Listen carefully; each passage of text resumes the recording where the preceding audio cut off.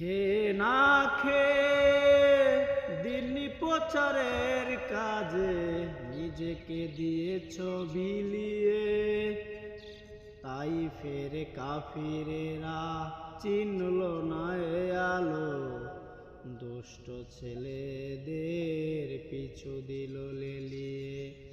পাথরের আঘাতে ক্ষত বিক্ষত হয়ে সারা শরীর থেকে রক্ত ঝরে।